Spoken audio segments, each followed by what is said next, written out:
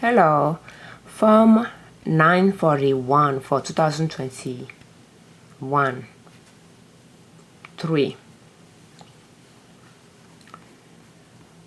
We are still working on part 1 and we'll discuss line 12 to line 15 in this session.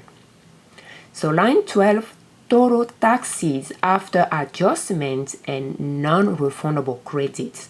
So you'll take line 10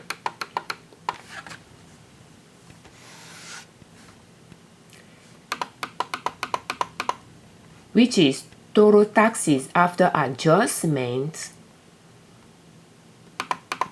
minus line 11D. And our 11D is blank. Therefore, 10 minus 11D is going to be $234.97 in this example. $234.97 on the other side. Line 13A. Total deposits for this quarter, including overpayments applied from a prior quarter and overpayments applied from Form 941 amended 941 XPR 944X or 944X SP filed in the current quarter. So line 13A is all the deposits that you made during this quarter. You'll enter that in line 13A, and if you file the prior quarter and you have an overpayment, you decided to not get refunded for it, you wanted to apply it toward this quarter, you will add it as well. And if you have completed and if you have amended prior quarter 941 or 944 and you are pretty much filing it this current quarter, and you know you'll have an overpayment from that amendment return, then you'll add it as well, and all those total will be on line 13A. In this example, we didn't plan on any deposit, therefore we'll just leave it blank. Line 13B, you don't use it.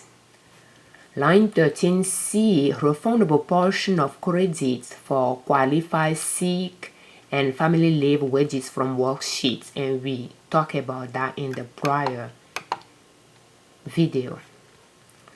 And the worksheet is found in the instructions for Form 941 on the last page, page 20.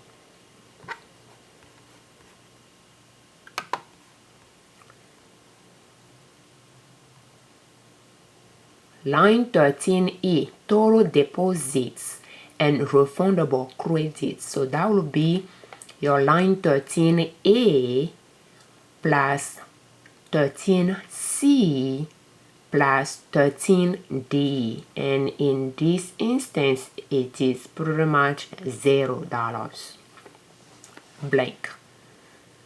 So total advances received from filing Form 7,200 for the quarter. So there is some instructions on that. You might want to read it.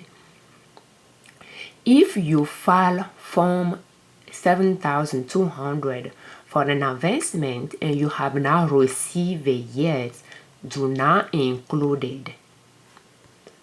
But you can read right 13 here, the instructions on that, if that applied to your business. So on page 15, total advances received from filing Form 7,200 for the quarter. So enter the total advances received from filing Form 7,200 for the quarter. If you file a Form 7,200 for the quarter, but you have now received the advance before filing Form 941, don't include on line 13F the amount of the advance requested.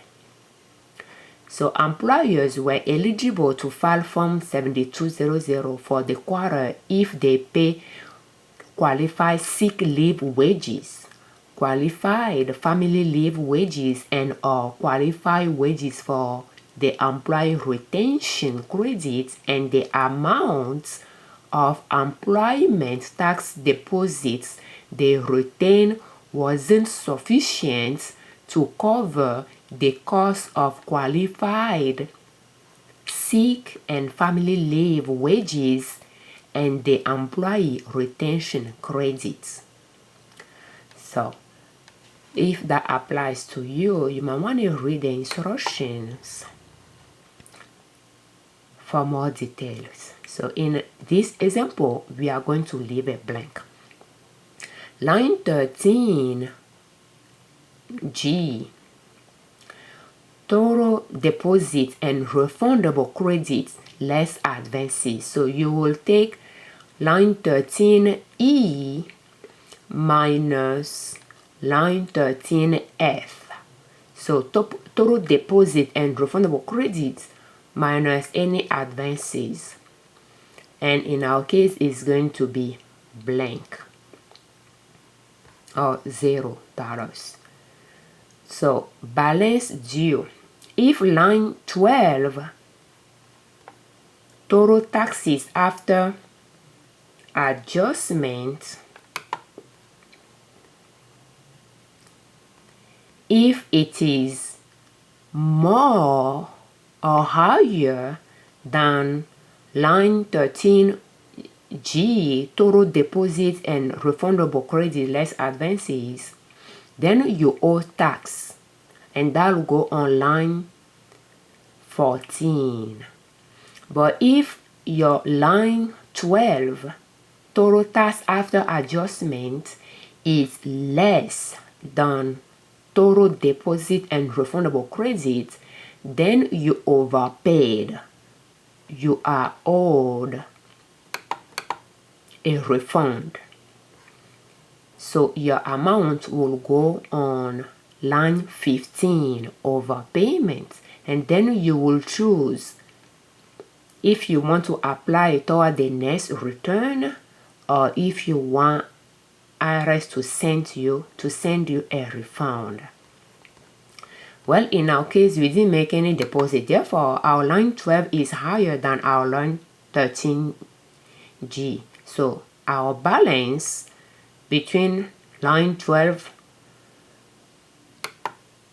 minus line 13G is $234.97. And that's all we will cover in this session. And you get the idea how you'll complete your Form 941 Part 1. And Part 1 cover is on page 1 and 2, and you have to remember to enter your name, not your business name, but your name and your business identification number on the page 2 as well. Thank you so much for your time. I'm Afiavi Ojune Liberman, owners of Liberman Consulting L.L.C. Thank you.